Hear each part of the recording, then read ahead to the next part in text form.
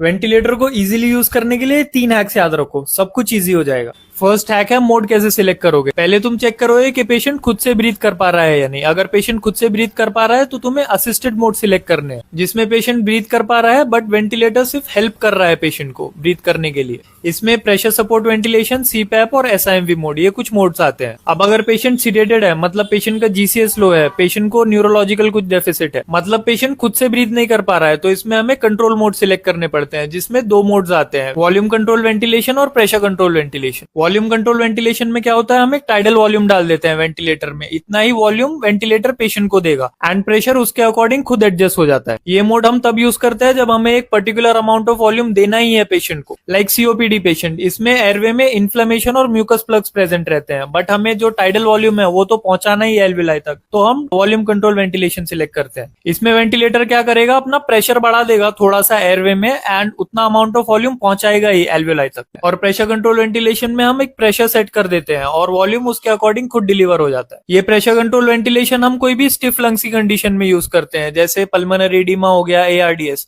ताकि ज्यादा प्रेशर से डैमेज ना हो एल्विलाई। तो हमें इसमें प्रेशर कंट्रोल करना पड़ता है और वॉल्यूम उसके अकॉर्डिंग खुद डिलीवर हो जाता है। तो प्रेशर कंट्रोल वेंटिलेशन तुम सिर्फ उस कंडीशन में यूज करो जहां पे तुम्हें डर है कि ज्यादा प्रेशर से एल्विलाई डैमेज ना हो। बाकी मोस्ट ऑफ द कंडीशन में तुम वॉल्यूम कंट्रोल वेंटिलेशन यूज कर सकते हो। अब सेकंड हैक है सेटिंग्स एंटर करना। टाइडल वॉल्यूम तुम इजिली एंटर कर सकते हो बस एक फॉर्मूला यूज करके, 6 to 8 ml per kg body weight of the patient. ये आइडियल बॉडी वेट होना चाहिए पेशेंट का, मतलब उतनी हाइट पे कितना बॉडी वेट होगा नॉर्मली पेशेंट का। एंड अगर पेशेंट एआरडीएस का है तो तुम्हें टाइडल वॉल्यूम मिनिमम देना है। You can start with 6 ml per kg body weight. Then next patient तुमसे रेस्पिरेटरी रेट पूछेगा, ये तुम 12 to 16 एंटर कर सकते हो, डिपेंड्स ऑन कि तुम्हें कितना CO2 वॉश आउट करना है। अगर एबीजी में तुम्हें CO2 की वैल्यू ज्यादा मिल रही है तो तुम इसको बढ़ा सकते हो, क्योंकि आरआर ज्यादा करोगे तो उतना CO2 वॉश आउट ज्यादा होगा। देन नेक्स्ट वेंटिलेटर तुमसे पीप पूछेगा, that is positive and expiratory pressure, मतलब जब तुम एक्सेल करते हो तो एल्विलाई में कितना प्रेशर बचा रहता है, जो एल्विलाई को ओपन रखता है वो पीप डालना है तुम। इसको तुम स्टार्ट में 5 सेंटीमीटर एंटर कर दो, बट अगर पेशेंट का ऑक्सीजनेशन इंप्रूव नहीं हो रहा है तो तुम इसको बढ़ा सकते हो। This helps in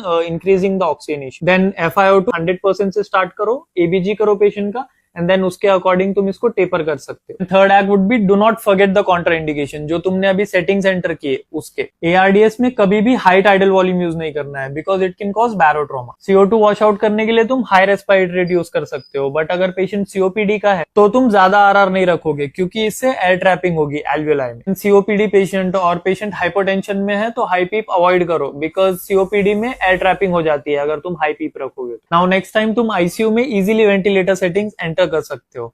all the best.